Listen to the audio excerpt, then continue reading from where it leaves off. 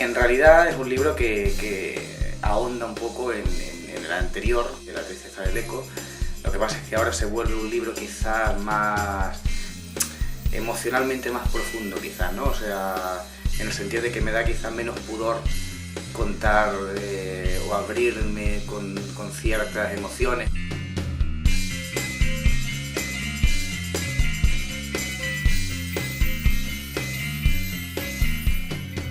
Sobre todo en el tema de ahondar en el tema de la soledad, de la frustración, del fracaso, del no tener un lugar en el reconocerse, con el que reconocerse. Creo que va un poco por ahí, va un poco por ahí. Es decir, más o menos eran temas que ya estaban en el primer libro, lo que pasa es que se intentan de alguna manera profundizar, ¿no? Y creo que el hallazgo un poco mío por mi parte quizás lo de perder un poco el pudor a la hora de nombrar ciertas cosas, ¿no? Y a la hora bueno, de afrontar poéticamente ciertas emociones, ¿no? Que a lo mejor antes de este libro me daban más reparo, a lo mejor, ¿no? Esa especie de desnudez ahí emocional, ¿no? Creo que ese es el resumen básico de por qué fue escrito y por qué se gestó el libro y por qué lo he publicado al fin y al cabo, ¿no? Muy bien, al final del libro hay como una lista de deudas, ¿no? Y entre ellas se destacan las de Aníbal Núñez por el libro Alzado de las Ruinas, o la de Tomás Sánchez Santiago, o la de Julio Ramón Ribeiro, y también de libros como El Guardián entre el Centeno, ¿no? A los que tus poemas les deben algo, ¿no? Mira, de todos los que has citado, casi de todos los que aparecen en ese primer apartado de dedicatoria o de deudas, con el que más cercano me siento, quizás en tono y en contenido, es con Julio Ramón Ribeiro. Principalmente con el libro que se cita, con las prosas apátridas, ¿no? Por el tono, por la manera en que está escrito, por la forma de decir y la profundidad a la hora de decirlo, por todo eso. Es decir, quizás es con el que más cercano me siento de todos los que ha citado ahí. El resto, es decir, tanto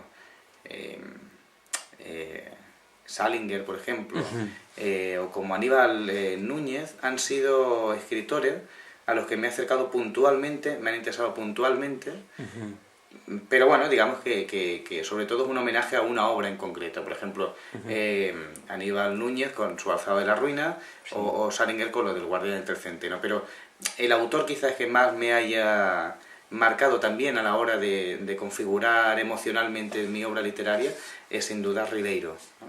Tanto los cuentos como los diarios, como las prosas apátridas. La otra parte, hay una parte de dedicatorias, ¿no?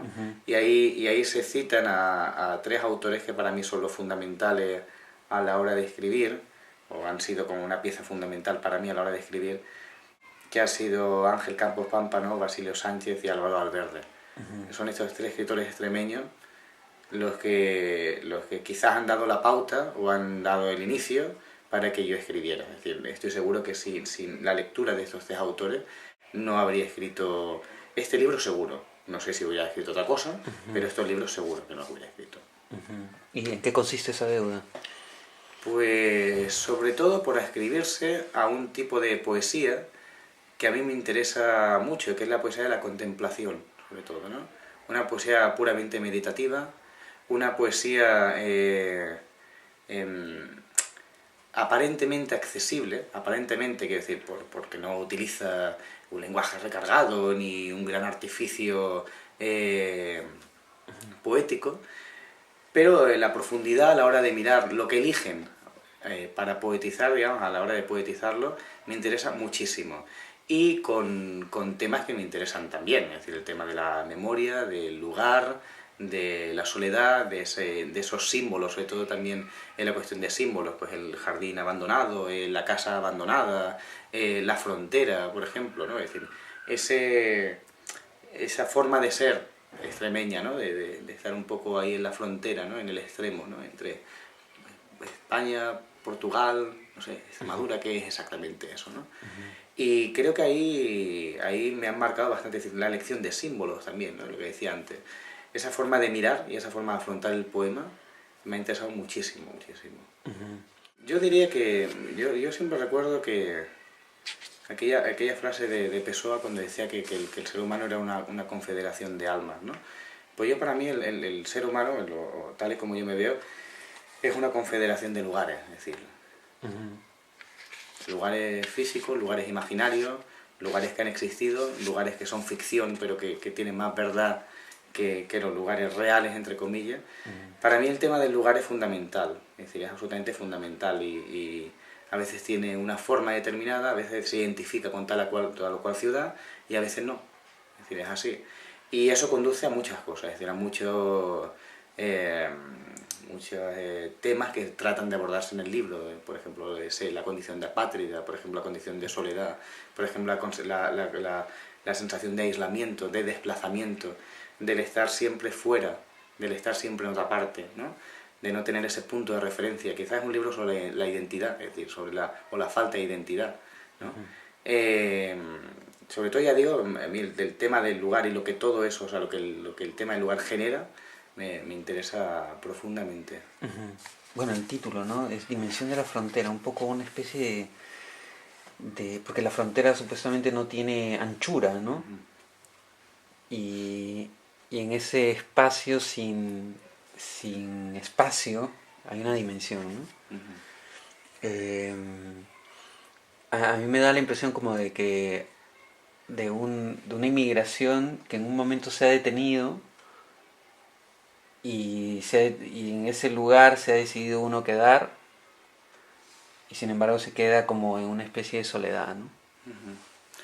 Sí, además está bien visto, es decir, yo es que así concibo la vida real, es decir, la vida más allá de la poesía, que a veces es más real que la vida que entendemos, ¿no?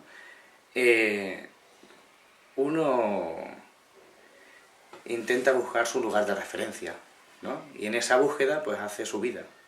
Y hace de esa búsqueda pues tu paso por el mundo, ¿no?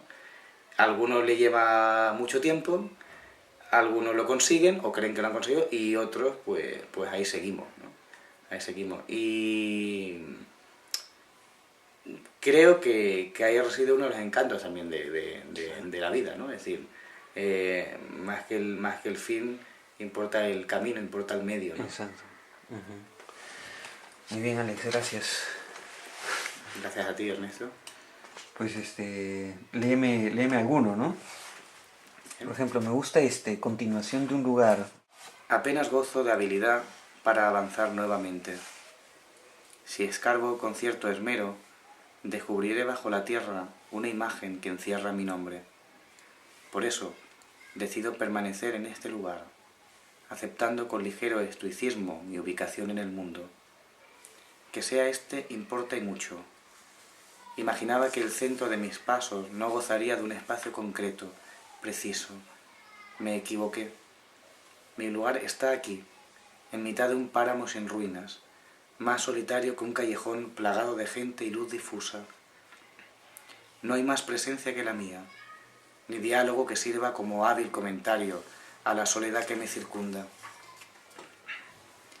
Me limito a precisar mis coordenadas con cierta tristeza. No soy capaz de preguntarme por qué este y no otro. Sería ciertamente inútil analizar más allá del territorio. Quizás por eso gozo de la necesidad del testimonio, esperando que alcance distancia suficiente y alguien, un semejante, se acerque, que venga con sigilo. De otra forma es imposible. Que no ocupe mi lugar, que se limite a regresar a casa y tome prestada alguna palabra que explique lo que ha visto. Solo en ese momento podrá recuperar mi nombre, el suyo. El final del recorrido se sospecha inmóvil. Un candil sobre una mesa vacía proyecta, con cierto esmero, una luz tenue. Señala el límite de una casa deshabitada, dispuesta para nadie, porque se olvidó con prontitud después de su abandono. Las habitaciones se alejan para siempre del contorno de un paisaje perdido. Solo la memoria recupera su estado de sitio.